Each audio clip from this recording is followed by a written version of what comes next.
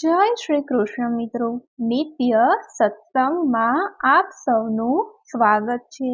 આજે આપણે સાંભળીશું દશામાના વ્રતની વિધિ, કથા તથા મહાત્મય। જો આ વિડીયો તમને પસંદ પડી તો લાઈક અને શેર કરી ચેનલને સબસ્ક્રાઈબ જરૂરથી કરજો। દશામાનું વ્રત અષાઢ વદ અમાસથી શરૂ થાય છે। પ્રાતઃકાળે સ્નાન કરી ધૂપ દીવો કરી શ્રદ્ધાપૂર્વક દશામાની કથા સાંભળવી જોઈએ। 10 દિવસ સુધી નકોરડા ઉપવાસ કરવા જોઈએ। જો નકોરડા ઉપવાસ ન થઈ શકે તો ફરાહાર કરવો જોઈએ તથા માટીની સાંઢળી બનાવી તેનું પૂજન કરવું જોઈએ। 10મે દિવસે એ સાંઢળીને નદીમાં પધરાવી જોઈએ। 5 વર્ષે કે 10 વર્ષે વ્રતનું ઉજવણું કરવું જોઈએ। યથાશક્તિ સોનું, ચાંદી કે પંચધાતુની સાંઢળી બનાવરાવી બ્રાહ્મણને દાનમાં આપવી જોઈએ તથા વસ્ત્રદાન કરવું જોઈએ, દક્ષિણા આપવી જોઈએ। 10મા દિવસે આખી રાતનું જાગરણ કરવું જોઈએ તથા માના ભજન કીર્તન ગાવા જોઈએ। ભક્તિભાવપૂર્વક દશામાનું વ્રત કરનારને સુખ, શાંતિ અને સમૃદ્ધિ પ્રાપ્ત થાય છે તથા દશામાં તેમના ભક્તોની સર્વ મનોકામનાઓ પૂર્ણ કરે છે। આ હતી દશામાના વ્રતની વિધિ। હવે આપણે દશામાના વ્રતની કથા સાંભળીએ। સુવર્ણપુર નગરીમાં અભયસેન નામી ઘણો જ ગર્વિષ્ઠ રાજા રાજ કરતો હતો। નગરની સમૃદ્ધિનો પાર ન હતો। રાજાની ગુણિયલ, સંસ્કારી અને અતિ સુશીલ તથા રૂપવતી રાણીનું નામ અનંગસેના હતું। રાણી ઘણી જ નમ્ર અને ધર્મિષ્ઠ હતી। એ ઘણીવાર રાજાને અહંકાર ન કરવા સમજાવતી, પણ રાજા એની વાત કદી ન સાંભળતો। એક દિવસ રાજમહેલના ઝરૂખે બેઠેલી રાણીએ નદીના કિનારે સ્ત્રીઓને વ્રત કરતી જોઈ। તેથી રાણીને કુતૂહલવશ થઈ તરત જ દાસીને આજ્ઞા આપી કે નદી કિનારે સોળે શણગાર સજીને ટોળે વળેલી સ્ત્રીઓ શું કરે છે એ જાણી લાવ। દાસી દોડતી દોડતી સ્ત્રીઓ પાસે ગઈ અને પૂછવા લાગી કે તમે બધા શું કરો છો? ત્યારે એક સ્ત્રીએ જવાબ આપતા કહ્યું, અમે દશામાનું વ્રત કરીએ છીએ। આ વ્રતની વિધિ એવી છે કે સૂતરના 10 તાર લઈ 10 ગાંઠ વાળવી, ગાંઠે ગાંઠે કંકુના ચાંદલા કરવા। ત્યારબાદ સ્ત્રીઓએ વ્રત ક્યારે કરવું, કેવી રીતે કરવું વગેરે જણાવ્યું। દાસીએ મહેલમાં આવીને રાણીને બધી વાત કરી। ધાર્મિક સ્વભાવની રાણીને પણ આ વ્રત કરવાની ઈચ્છા થઈ। મનથી વ્રત કરવાનું નક્કી કર્યું। એણે રાજાને આ વાત જણાવી તો અહંકારી રાજાએ ના પાડી દીધી અને કહ્યું, આ વ્રત તો ગરીબ ગુરખા માટે છે। તારે તો ઘણી સાહેબી છે, ધન દોલત, નોકર ચાકર, બાગ બગીચા, રાજપાટ બધું છે, માટે આ વ્રત કરવાનું છોડી દે। રાજાના અભિમાન ભર્યા વચન સાંભળી રાણીનું દિલ દુભાયું। એ જાણતી હતી કે ગમે તેવી સમજાવટ છતાં અભિમાની રાજા એકનો બે થવાનો નથી। રાજાએ અહંકાર, ગર્વ અને અભિમાનમાં ચકચૂર થઈને દશામાના વ્રતનું અપમાન કર્યું। તેથી દશામાના ક્રોધનો પાર ન રહ્યો। માએ રાજાના સપનામાં આવીને એક જ શબ્દ કહ્યો, પડું છું। બીજા જ દિવસે પડોશી રાજા લાવ લશ્કર સાથે ચઢી આવ્યો। આવા અણધાર્યા હુમલાથી રાજા અભયસિંહ ગભરાયો। જીવ બચાવવા માટે રાણી અને બંને કુંવરોને લઈને જંગલના રસ્તે ભાગ્યો। રાણી અનંગસેના મનમાં સમજે છે કે પોતાના પતિએ કરેલ દશામાના વ્રતના અપમાનથી જ આ દશા પ્રાપ્ત થઈ છે। ઘોર જંગલમાં રાજા રાણી ઉઘાડા પગે ચાલ્યા જાય છે। પગમાં કાંટા કાંકરા ભોંકાય છે। દુઃખ અને થાકનો પાર નથી। કુંવરો તરસ્યા થયા છે। એટલામાં એક વાવ આવી। રાજા પાણી લેવા માટે વાવમાં ઉતર્યો। પાછળ પાછળ બંને કુંવરો પણ ઉતર્યા તો દશામાએ અદૃશ્ય થઈને બંને કુંવરોને ખેંચી લીધા। કુંવરોને અદૃશ્ય થઈ ગયેલા જાણી રાણી વિલાપ કરવા લાગી. રાજા પણ મનમાં સમજી ગયો કે નક્કી આ દશામાંનો કોપ છે. એ રાણીને આશ્વાસન આપતા સમજાવી છે કે જેણે આપ્યા એણે લઈ લીધા, હવે એ જ પાછા આપશે. રુદન કરતી રાણીને સમજાવતો રાજા આગળ ચાલ્યો. થાકના લીધે બંનેના પગ ધસડાય છે. પગમાં વેઢા વેઢાના કાંટા ભોકાઈ ગયા છે, તેથી પીડાનો પાર નથી. રસ્તામાં એક વાડી આવી. રાજાને થયું કે હાશ, બે ઘડી વિસામો તો મળશે.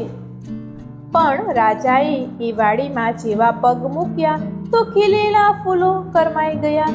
વાડીનો માળી વિચાર કરવા લાગ્યો કે નક્કી આ માણસ પાપી પગલાનો છે, તેથી માળી લાકડી લઈને રાજાને મારવા દોડ્યો.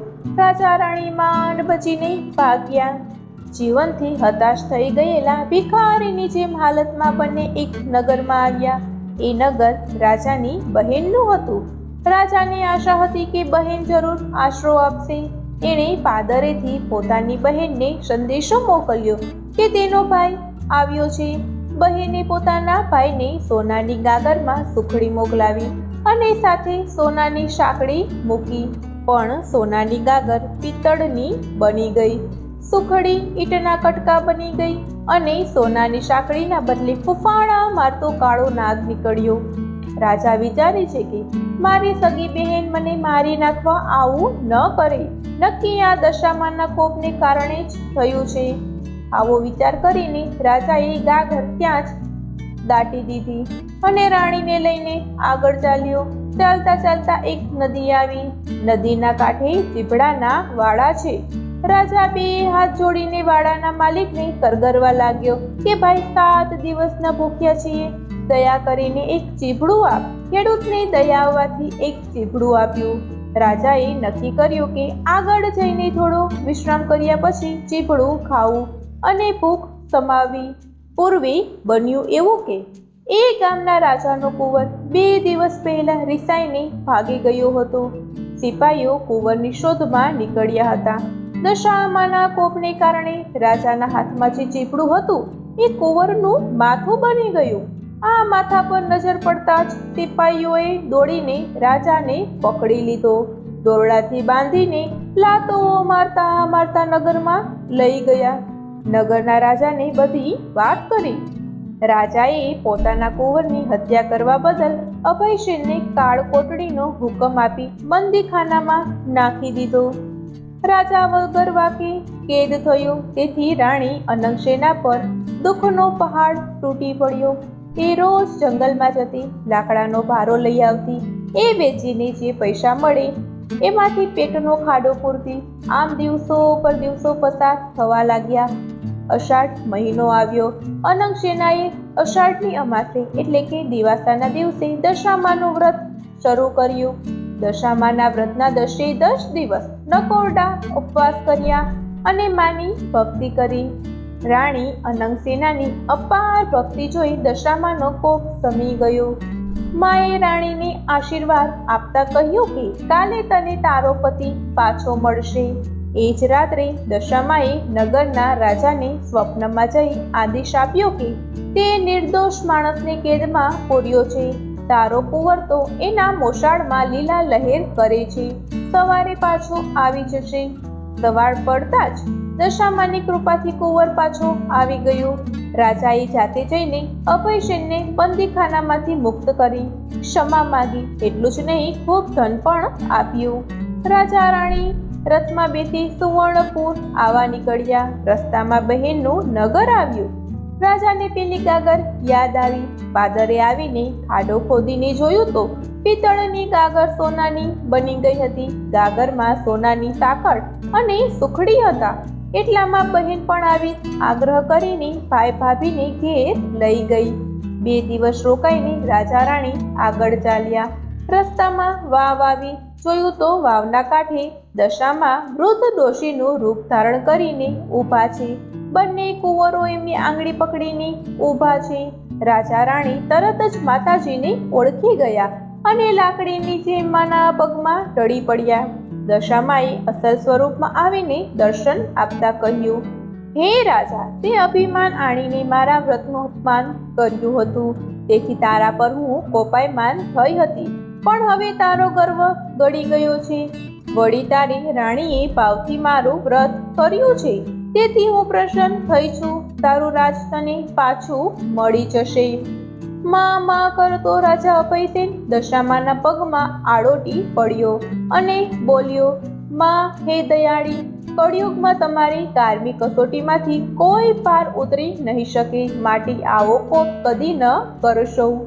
દશામાં મીઠું મધુર હાસ્ય વેરતા બોલ્યા, તારી વાત કબૂલ કરું છું. કળિયુગમાં જે કોઈ મારી કથા સાંભળશે કે સંભળાવશે તેની દશા સદા સારી રહેશે. આમ કહીને દશામાં અદ્રશ્ય થઈ ગયા. રાજા રાણી બંને કુંવરો સાથે પોતાના રાજ્યમાં આવ્યા. અભયસેનના સેનાપતિએ પડોશી રાજાને હરાવીને રાજ પાછું મેળવ્યું હતું. રાજા રાણી આનંદપૂર્વક દિવસો પસાર કરવા લાગ્યા. હે દશામાં, જેવા રાજા રાણીને પડ્યા તેમ વ્રત કરનાર સર્વને પડજો. જય દશામાં. તો મિત્રો, આ હતી દશામાના વ્રતની વિધિ તથા કથા મહાત્મય. જો આ માહિતી તમને પસંદ પડી હોય તો વિડીયોને લાઈક અને શેર કરી ચેનલને સબસ્ક્રાઇબ જરૂરથી કરજો. જય શ્રી કૃષ્ણ.